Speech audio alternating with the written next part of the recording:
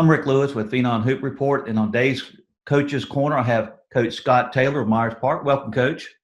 Good morning, Coach Lewis. Good to see you. Well, thank you for being on today.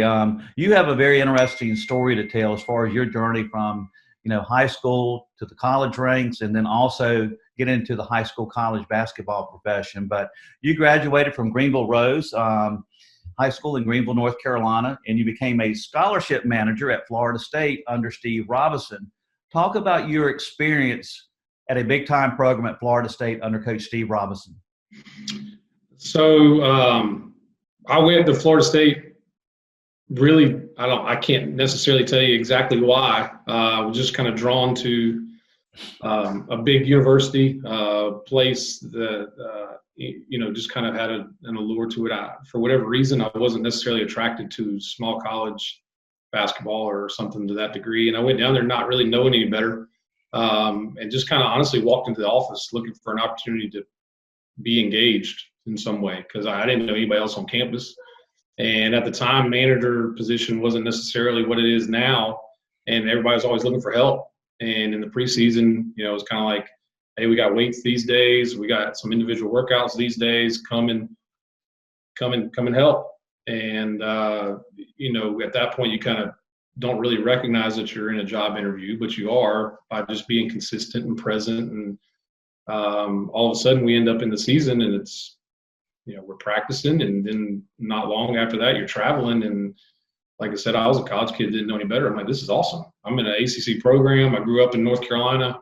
The ACC, this is cream of the crop. And so as a freshman, to be able to be involved at that level, just kind of soaking it all in. And I was very fortunate to be able to put in a position for Coach Robinson to give me a leadership position as a sophomore. I owe him a great deal of gratitude to him for giving me that opportunity. And I just knew that it was a big deal, and it just worked. I just worked my buns off for him. And still, just kind of took it for what it was. Now, Coach, did you grow up a basketball fan, and the allure of going to a big-time program like Florida State, and the reason why you wanted to be a manager on the basketball team was your love for the game of basketball? I did. So I grew up all around the state. My dad was a highway patrolman, and ACC basketball, at that time, and even as it is now, it's huge. It is what it is here. And I was a basketball guy. You got the 3-point line in the driveway, and you're playing one-on-one by yourself and acting out the ACC tournament. And the ACC tournament has got the TV being pulled into class, and it was kind of my thing. Florida State was fairly new, I guess. It had been about 10 years or so in the league at that point. Program was not what it is now, and what Coach Hamilton's come in there and done, and just so proud to see him grow to the degree that they have. But it was an opportunity to, we would come and travel, and you play in Chapel Hill, and you play in Duke, and you play in Colt Fieldhouse at Maryland, and you play at University Hall in Virginia, and just all these places that you grow up watching all these players play. And like I said, you're just happy to be there, honestly. Like, you get to be a part of something that big, that kind of you've had for so long. By being the basketball manager at Florida State, did this entice you and encourage you to also pursue the career of being a basketball coach at the high school level or the college level? Initially, no. It was hard. The kind of coaching changed my sophomore year. Coach Hamilton came in, and his staff was unbelievable. They came in and kind of they showed a whole new way, a new approach. And I'm appreciative that I was given the opportunity to kind of continue to be a part of what they were doing. But it's hard. It's college athletics at that level is big time. And to be honest, I wasn't really sure if I was made for it. I wasn't really sure if I could cut it, or even if I wanted to try to put in what's required to be able to get there. So initially, when I was done, I did some stuff around town in Tallahassee, doing some training, helping some kids, some youth stuff. But I went into a sales position. Came back home, I wasn't really sure exactly what I wanted to do. I thought maybe it was more of an administrative kind of thing, like working in a conference office or in athletic administration, but I wasn't sure or sold on coaching at that point, not necessarily. Yeah, because when you graduated from Florida State, you returned back home and you said you were a salesman and you were a volunteer assistant back at your high school at Greenville Rose. What was it like at that point in time being an assistant coach as a volunteer assistant, but also having a full-time job as a salesperson? Yeah, so I was limited in what I did. I was a volunteer, but I just wanted to be around. I wasn't real consistent because of having the responsibilities of a job. But I still knew, the coaching staff and some of the people and kids. I wasn't that far off in age, knowing some of the guys. And I had a different perspective coming from what I've been doing the last 4 years. That I think was just kind of appreciated. So I would just kind of come to practice. I made a game here or there, but it wasn't real formal.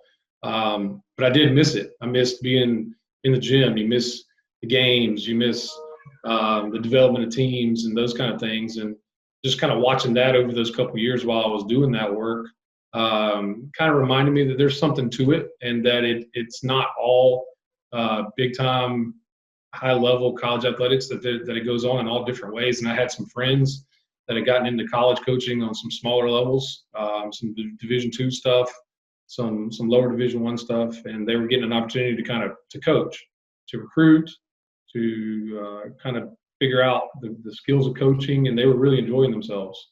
And so I would visit them and go watch practice, and so I was still staying connected a little bit, but I was still kind of unsure what that looked like. And it took a couple years for me to kind of get kicked in the butt and say, hey, there's something to this. You were trying to find your way as far as, at that point in time of your life, being 2 years out of college, you're trying to figure out, do I want to go into basketball as a full-time position? You were doing sales. And then you was telling me also after your 2 years at Greenville Rose that you took another volunteer assistant position at a Division II school.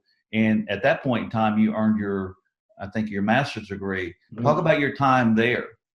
Yeah. So the funny thing about the sales is those numbers keep going up every year. There's an expectation, and it was kind of one of those things where it's like, man, this is hard too. And if I'm gonna be controlled by some of these things and have these expectations, I'd rather be with doing something else I enjoy a little bit more and with people and trying to get some wins under my belt. So at that point, was young enough and had the freedom enough to try to go take a chance. And it was hard. It was really hard getting in. I remember being at the Final Four in 2007 in Atlanta, just trying to connect with people and look for opportunities. And only being 3 years out doesn't seem like a long time, but honestly, I hadn't maintained my network very well because I wasn't necessarily sure that was what I was looking to do.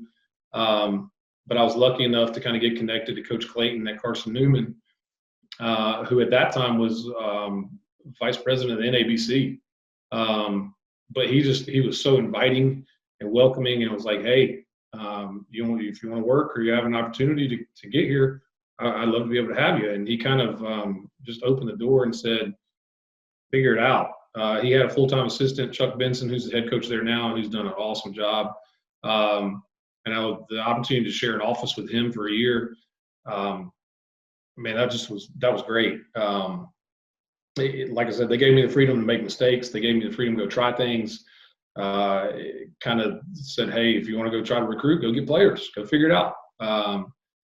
Scouting reports, all that kind of stuff. And it was really, really enjoyable. I mean, that was a whole lot of fun that year, and kind of got me kickstarted into thinking, hey, this can be done at a level that is not necessarily the pressure that comes from what you think somewhere else.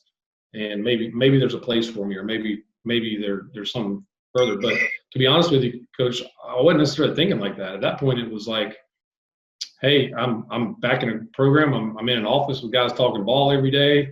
We got good kids. The games are fun. Just kind of enjoying it and not necessarily worried about the next step at that point. Well, from 2004 to 2008, you were basically working as a volunteer assistant no matter where you went. Mm-hmm. In 2008, it finally clicked for you, and you had an opportunity to get a full-time coaching position at Queen's University. What lessons did you learn along the way as far as being in sales and being an assistant as a volunteer that helped pave the way for you to finally get an opportunity to be the assistant coach at Queen's University? Hearing you say that, it's kind of funny because finally it was not necessarily the way that it registered at that point. I mean, I was shocked. I was shocked that I had an opportunity that early. I thought it might take even longer. I mean, Coach Long got the job, and I remember when he called and asked if I'd be interested, and I was like almost floored. I'm like, absolutely, I wouldn't take it any other way. But to be honest with you, I'm not sure I was prepared. I was not very good as an assistant that first year, and maybe even beyond that. But I was pretty good at doing okay if you gave me a task. Like I wanted to help, I wanted to be there, I was willing to work, but I hadn't quite figured out how to serve and help my head coach yet. And that was the first time that responsibility really fell on me there. And I was really challenged. That first year was tough. We weren't very good. And like I said, we had a part-time assistant, but for Coach Long and I, we were kind of feeling it. We were young. We weren't really sure what we were doing, to be honest. I knew I wasn't. And it was kind of one of those things where it's like, look, you got to figure out how to help your head coach. You got to figure out how to serve your players and serve your program, or else somebody else is going to. And it really that was kind of one of those turning points where it's like, look, if you really want to do this, you really have to be able to be invested in helping everybody else around you and not just kind of doing a job. This is not just a job. It's bigger than that. And so that first year kind of opened my eyes to what it really means to be able to be on the staff and coach and help. And those first couple, like you said, those volunteer years had given me a chance to be around, which was grateful. Like I said, it felt inviting. It was nice. It was cool to be a part of the program. But at this point now, it's like there's more responsibility in it, and this is what it really is. And so you kind of took that next step, and it was a little bit of a culture shock. You spent 6 years as an assistant coach at Queens, and in 2014, you had an opportunity to become a head coach, and you took the head coaching position at Providence High School. And Providence High School has not had a lofty reputation as being a very successful basketball program because of the competitive nature of the conference that it's located and the surrounding private schools. What was your mindset going from, okay, here I am an assistant at the collegiate level, now I want to go down and be a head coach at the high school level? What went through your mind at that point in time? So over those years, my experience at Queens was unbelievable. Working with Wes was 5 years, 6 years that I won't ever forget, and probably shaped me more than I even realized to this day. But at some point, as you grow, you kind of start to think about next steps. You get a little bit older. I met my wife at the time, towards the end of our time there. You start making decisions that are a little bit broader than just the job stuff right there. Charlotte was a great place to live. I knew I wanted to be a head coach, and I wanted to have the opportunity to try to influence a program, not necessarily control it, but see what that looked like, see if we were even okay at it or capable of it. And that opportunity presented itself in the summertime, and kind of thought it might have been a good opportunity for me to go try. And Coach Lansing is the athletic director there, and Dr. Harrell. I mean, I wasn't a teacher, and Providence, is got an unbelievable academic reputation, and I was coming from a place of not necessarily having that. They taught me to teach.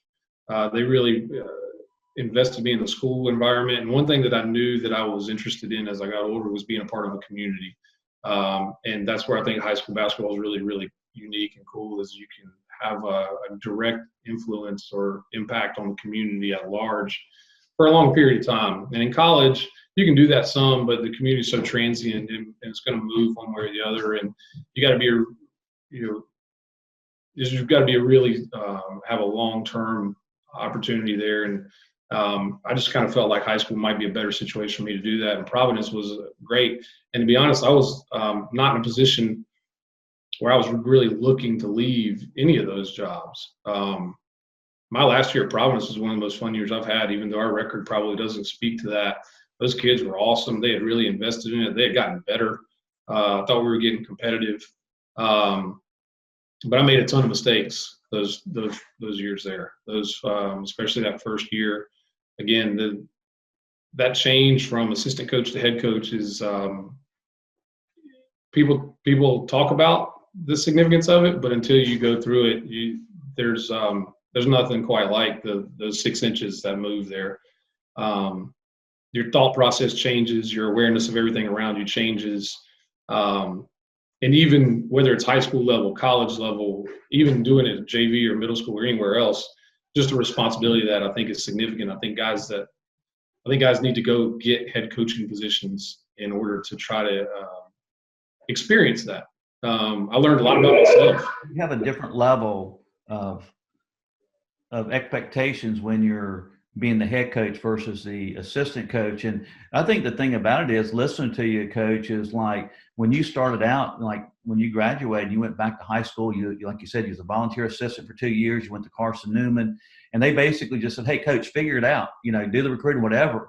I think all that helped prepare you to be a head coach today. And, you had the 3 years at Providence, but shortly after, the 3 years at Providence, you had an opportunity in 2017 to become the head coach at Myers Park.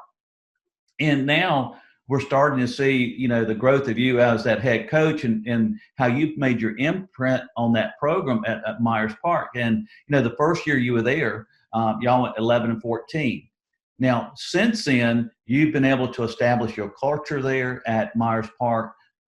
You've been able to say, this is how I want to run my program. And since then, you have that on full throttle ahead, because in 2018, you went 17-11. And then in 2019 was a very good year for you guys. You went 22-9. You won the conference Coach of the Year honors, which is in the Southwestern 4A, which is extremely tough because that is one of the most competitive conferences out there. And also you made the Elite Eight in 2019. This last year, you had another successful season. And I think you were telling me this 3-year stretch, like last year, you went 18-9. In the last 3 years, you've had the most successful run at Myers Park in quite some time. Talk about that. I'm really fortunate to have the support and to have the structure that Myers Park presents itself. I mean, we've had some good players the last couple of years that have enabled us to kind of push that over, but they've always had some pretty decent talent. And that was one of the things that I kind of thought of, was that there was an opportunity there to be able to push it to another level. And I don't know that we've quite reached it yet, but I do think we're making strides. It's been a lot of fun. That's part of the appeal when Myers Park was presented as an option. It's the largest high school in the state. We're in an unbelievable conference. You have unbelievable community support. I mean, Myers Park has got just it feels like a Charlotte high school, and in a lot of ways, you can kind of miss some of that community stuff, and that's no disrespect to anywhere else in Charlotte. Charlotte's so big, it can get kind of lost in that. And the people of Myers Park love it. Kind of like the old West Charlotte days, and that's not lost on us. And we want to be able to represent that well, and our kids appreciate that. We have kids from all different parts of town and backgrounds, and it's a unique situation that's lended itself to some really cool groups, and each of those groups is different. Each team has its own journey. Each team has its own identity and kind of personality. But we've had guys that have been invested in those groups. All three of those groups have had guys that love Myers Park and have really loved each other and loved their teammates. And it's given us an opportunity to kind of push ahead some. I think that's something that will continue to present itself at Myers Park, because I don't think that necessarily with the community changes. Well, you was 18-9 last year at Myers Park, and you had Drake Maye, who averaged a double-double. Talk about Drake Maye, the player, and also Drake Maye, the person. Drake's a special kid. There's not a whole lot of people that can take what he does on the football field and kind of the pressure that comes along with being Drake Maye as a quarterback and perform the way he does, kind of handle it the way that he does, and then take that to the basketball court. It comes natural, doesn't it? Yeah, and he loved it. That was one thing that we really enjoyed about coaching him, was that if you challenged him, he would respond. Some of our most fun stuff was watching Coach Jones do some one-on-one stuff with him before the game and really kind of digging into things that were specific to his game. You could kind of see him get locked in and focused on it. And when it was a big game or he knew it was coming on the line, like it was a joy to be around. And his teammates appreciated that, and they responded to that. And that he's done that for the last 2 years for us. The playoff run a couple years ago, he looked like he was having a ball. And he did that at times this year in some of our bigger games. But I think that basketball was fun for him. I hope it was fun for him. And football, he's an unbelievable talent, and obviously is going to be playing for a long time.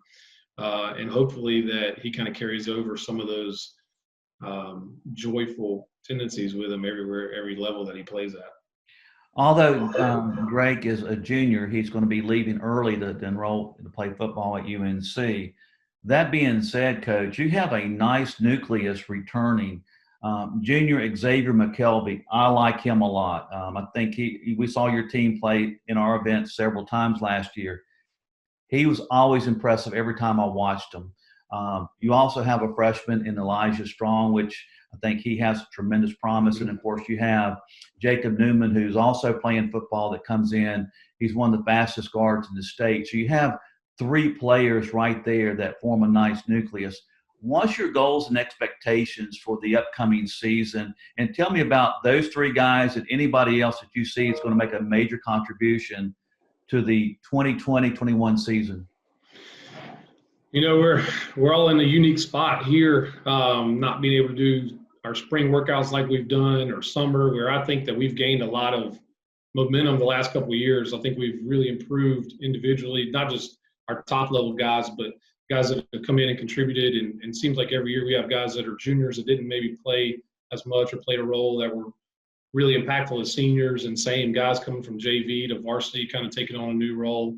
And I think we'll have some of that. So I'm interested to see how quickly we can adapt and pick that back up whenever we're allowed to get back into the gym. We've done some things together as a group to try to stay connected. But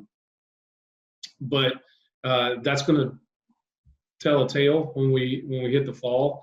I expect that those 3 guys will be ready to play. They generally are. And if they're ready to play, they're tough to handle. They've all got a lot to play for. I think that we still have a lot to play for. We haven't reached kind of some of our goals of winning a conference championship and winning a conference tournament. And so although we've improved, we've still got a lot left out on the table.